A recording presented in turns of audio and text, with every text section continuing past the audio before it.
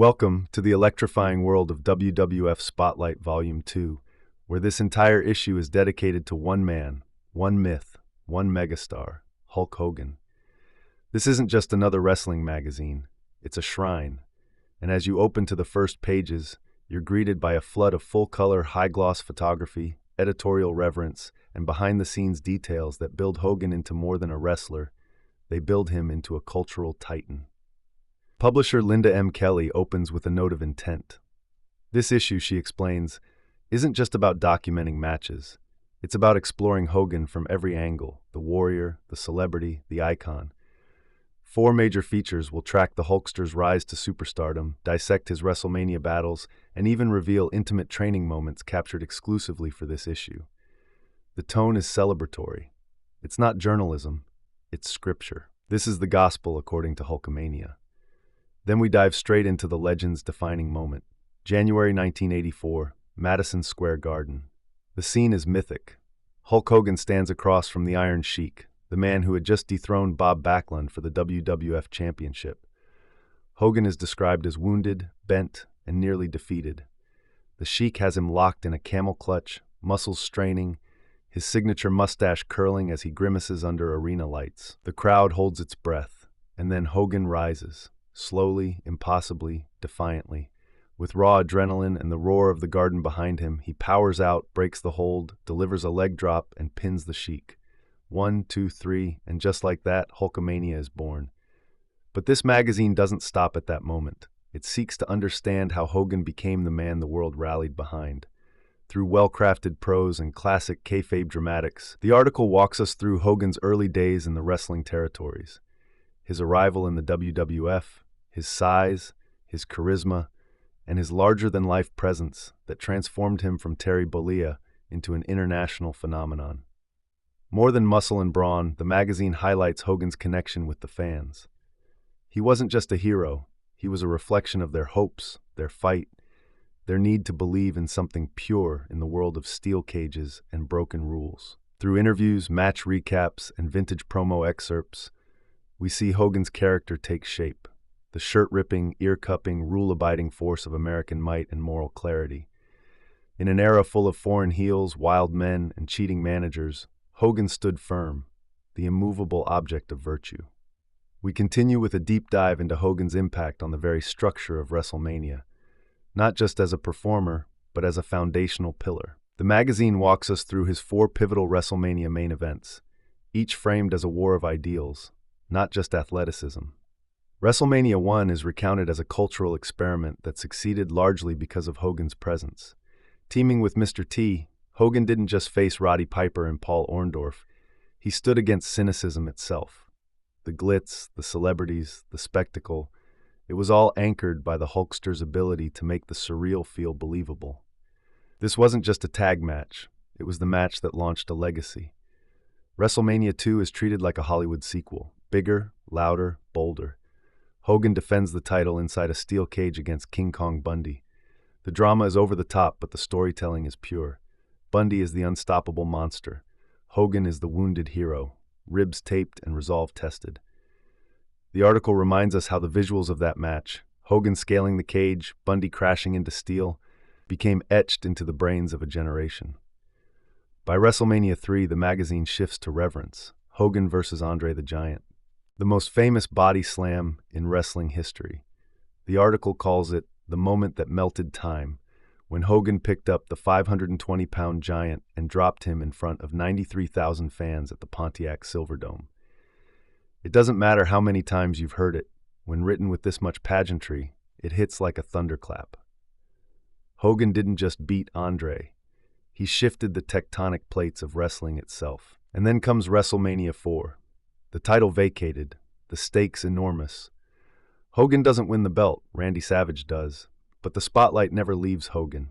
His presence in Savage's corner, his hand raised in celebration, the seeds of future feuds all planted in that moment. It reminds us that even when Hogan isn't the victor, he is the story. Always. With the championship around Macho Man's waist, many might forget how critical Hulk Hogan's role was in that coronation. But the magazine doesn't. It vividly recalls WrestleMania 4's chaotic final moments. With Ted DiBiase in control and Andre the Giant looming menacingly at ringside, the outcome was uncertain until Hulk Hogan intervened. Chair in hand, he neutralized the interference, setting Savage up for the flying elbow that brought the gold home. Hogan, never one to seek the spotlight he already owns, stated plainly, "Macho Man Randy Savage was representing me in that ring. Me and all the Hulkamaniacs." That moment wasn't selfish, it was sacrificial. Hogan fought not for a title, but for the soul of WrestleMania. But Hulk knows the battle is far from over. He tells the camera and the fans that there are still boulders on the road ahead. Obstacles, enemies, forces lurking in the shadows. Yet with Hulkamania fueling his gas tank, he swears he'll drive forward until he reaches the finish line. His voice doesn't shake. His spirit doesn't waver. The next spread rewinds to the birth of WrestleMania itself, reinforcing the synergy between the event and Hogan. WrestleMania and Hulkamania. They didn't just coexist, they created each other. From the moment the first bell rang at Madison Square Garden in 1985, it was Hogan's presence that anchored the entire concept. His tag match with Mr. T against Roddy Piper and Paul Orndorff wasn't merely a bout. It was the WWF's leap of faith into pop culture history. With Mr. T at his side and the world watching, Hogan didn't disappoint. As the bell rang, the tension was immediate. Piper and Orndorff stood in opposition, snarling, pacing, dangerous.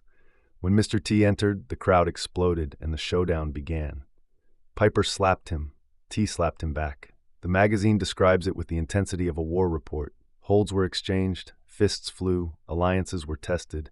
The ring became a battlefield, and in that battlefield, Hogan was the general. When Mr. T found himself in trouble, cornered and pummeled by both opponents, Hogan leapt into the fray like a man possessed. With fists and fury, he cleared house, sending Piper and Orndorff tumbling to the floor. The crowd was in a frenzy. The energy in that moment was not just athletic, it was spiritual. The Hulkster and Mr. T stood tall, unshaken, daring their enemies to return to the ring.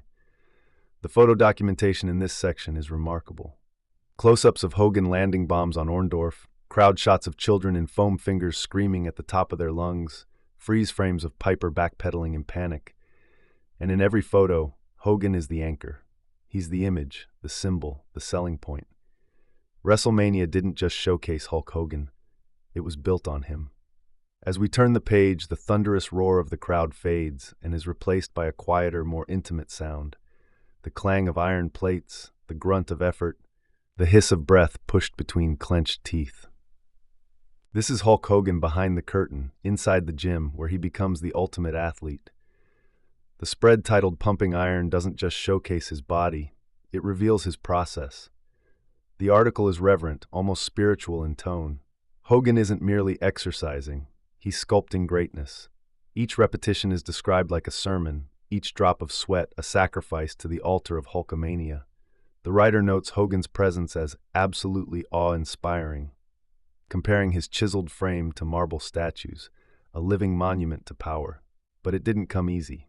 The magazine is careful to remind us, this physique is forged in fire.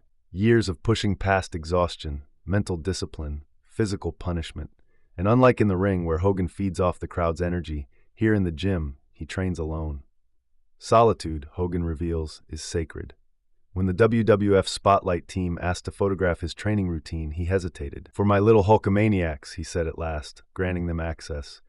The shots that follow show him attacking the weight rack with the same ferocity he brings to WrestleMania. Face clenched, veins bulging, form perfect. The squat routine, the lat pull-downs, the relentless repetitions, each image tells a story of internal struggle. Not against an opponent, but against the voice that says stop. The article explores this contrast. In the ring, Hogan thrives on connection. He raises his arms to 1,000 cheers. He cups his ear and draws in the wave of fandom. But in the gym, he listens only to himself. And sometimes that inner voice screams. Sometimes the barbell trembles in his hands. But still, he lifts. Still, he pushes. His muscles may falter, but his spirit never does. That's the point this feature hammers home. Hulk Hogan's strength isn't just in his arms or chest or shoulders. It's in his will, his refusal to break.